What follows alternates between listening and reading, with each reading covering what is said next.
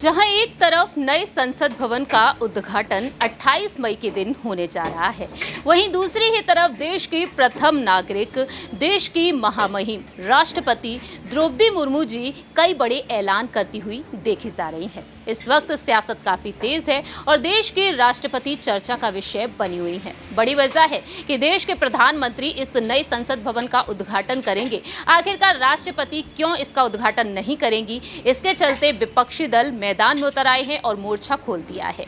इसी बीच देखा जाए तो राष्ट्रपति द्रौपदी मुर्मू जी हाल ही में झारखंड पहुंची थी और झारखंड में उन्होंने उच्च न्यायालय का उद्घाटन किया, जिसके चलते भी यहां पर सियासत तेज हो गई कि राष्ट्रपति को झारखंड बुलाया गया, उनका भव्य स्वागत किया गया, लेकिन यहां पर नए संसद भवन के उद्घाटन को लेकर राष्ट्रपति को आगे ना रखकर प्रधानमंत्री को आगे किया जा रहा है। तो ऐसे में यहां पर तमाम सवाल खड़े हो रहे हैं। लेकिन इसी बीच देखा जाए तो राष्ट्रपति ने जमकर तारीफ की chief justice of India DY Chandrachud की, और अब यहां पर डीवाई चंद्रचूड़ जी का एक वीडियो तेजी से वायरल हो रहा है। नमस्कार, मैं प्रांशी राठौर और आप देख रहे हैं नेक्स्ट 9 न्यूज। दरअसल हम डीवाई चंद्रचूड़ जी के बारे में इस वजह से बात कर रहे हैं क्योंकि जब राष्ट्रपति झारखंड पहुंची थी, उच्च न्यायालय का उन्होंने उद्घाटन किया था और उस वक्त मंच से उन्होंने अपनी बात रखी थी। उनका कहना यहां पर साफ तौर पर रहा था कि जस्टिस ने बेहद शानदार भाषण दिया हिंदी में, और उनके इस भाषण से वह काफी ज्यादा इंप्रेस होती हुई नजर आई। जी हां, 24 मई के दिन एक कार्यक्रम का हिस्सा बनी राष्ट्रपति द्रौपदी मुर्मू जी। उन्होंने झारखंड हाईकोर्ट के नए भवन का उद्घाटन किया और उस कार्यक्रम में chief justice of India DY Chandrachud शामिल हुए। राज्यपाल सीपी राधाकृष्णन, मुख्यमंत्री हेमंत सोरेन और केंद्रीय कानून मंत्री अर्जुन राम मेघवाल भी मौजूद थे। उस दौरान राष्ट्रपति ने हिंदी में भाषण देने के लिए भारत के मुख्य न्यायाधीश डीवाई चंद्रचूड़ की जमकर प्रशंसा की। उद्घाटन के दौरान उन्होंने साफ तौर पर अपनी बात रखी कि हिंदी में भाषण देने के लिए भारत के सीजेआई डीवाई चंद्रचूड़ की प्रशंसा की और उन्हें धन्यवाद दिया। राष्ट्रपति द्रौपदी मुर्मू ने यहां पर अपनी बात रखी और उनका कहना रहा कि इसको देखकर बाकी जज भी इसका उदाहरण का पालन करेंगे।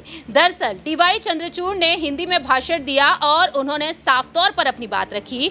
उनका कहना यहां पर रहा कि मुझे आशा है कि आप मुझे रांची लौट आने का अवसर देंगे। नमस्ते, जौहार। राष्ट्रपति कहती हैं कि न्याय तक पहुंच का एक और पहलू भाषा है। वह कहती हैं, मैं भाषा की बात करती हूं लेकिन इंग्लिश में ये बोल रही हूं। मैं सीजेआई चंद्रचूड़ को धन्यवाद देना चाहती हूं क्योंकि उन्होंने आज हिंदी में स्पीच दी है। आखिरकार सीजेआई ने क्या कुछ कहा, ये आपको सुनाते हैं, सुनिए जरा। न्यायाधीशगण, विशिष्ट अतिथिगण, जिला एवं सत्र न्यायालयों में कार्यान्वित न्यायाधीशगण, आदरणीय अधिवक्ता भाइयों बहनों, झारखंड उच्च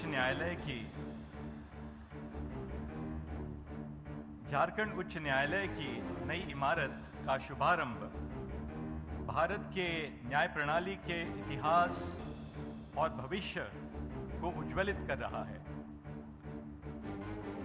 न्यायालयीन भवन के माध्यम से हम आज के अवसर पर सामाजिक न्याय एवं संवैधानिक मूल्यों का संरक्षण अपने आप को करने के लिए समर्पित करते हैं।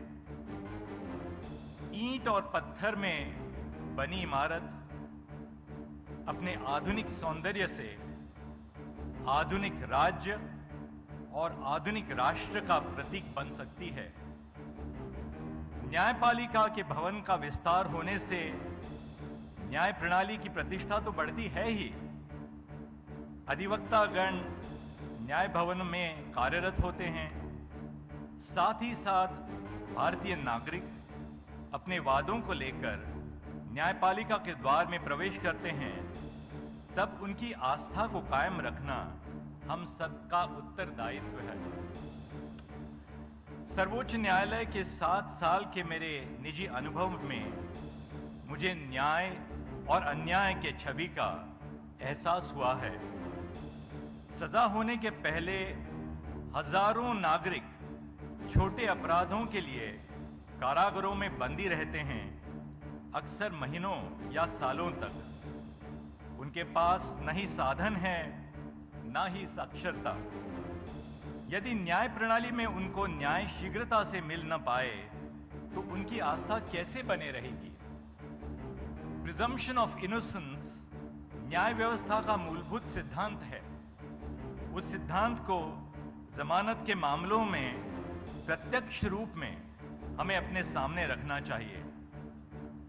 गरीब विचाराधीन कैदी यानी अंडर ट्रायल की जमानत में विलंब होने से सामान्य नागरिक की आस्था कैसे दृढ़ रहेगी?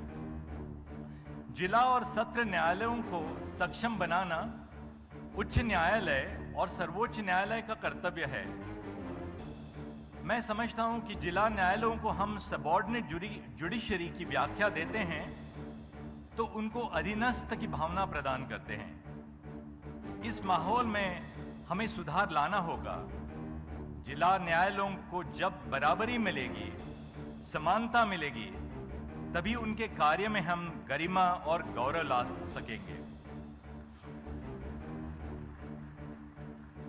जिला न्यायालयों की गरिमा नागरिकों की गरिमा से जुड़ी हुई है।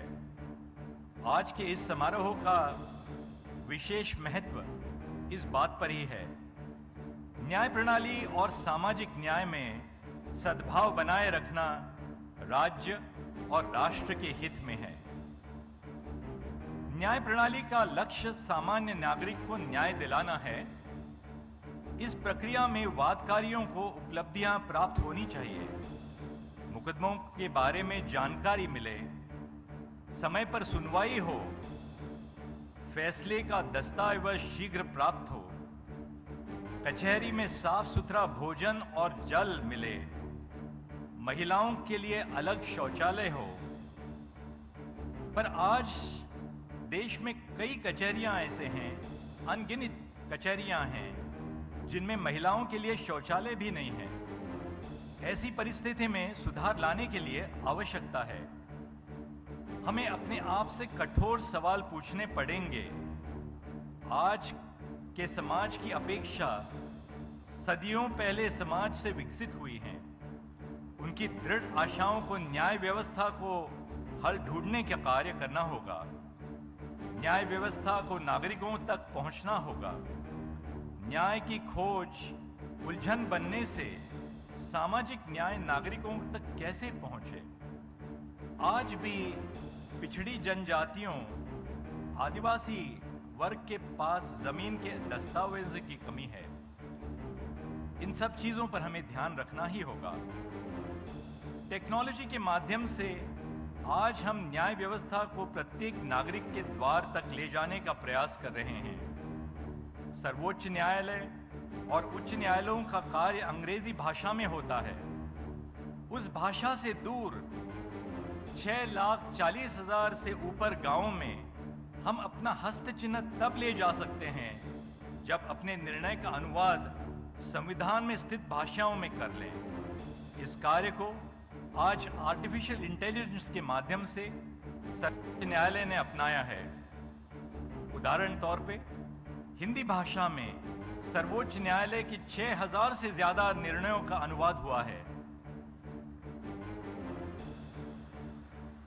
सर्वोच्च न्यायालय के 34,000 निर्णय निःशुल्क ESTR में उपलब्ध आज हो गए हैं।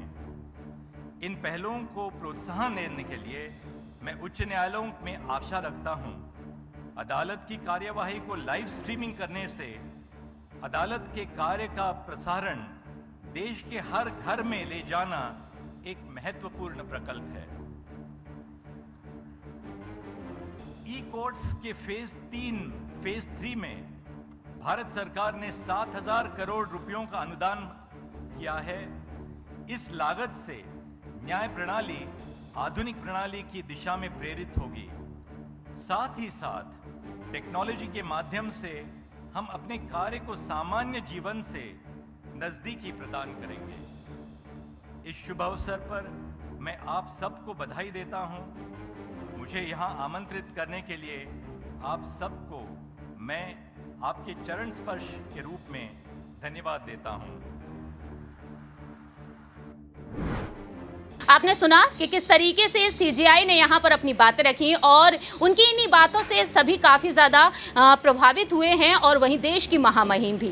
आप यहाँ पर क्या कुछ कहना चाहेंगे आप कमेंट सेक्शन में बता सकते हैं। फिलहाल के लिए हम चलते हैं। बाकी की तमाम अपडेट्स के लिए आप देखते रहिए Next 9 न्यूज़।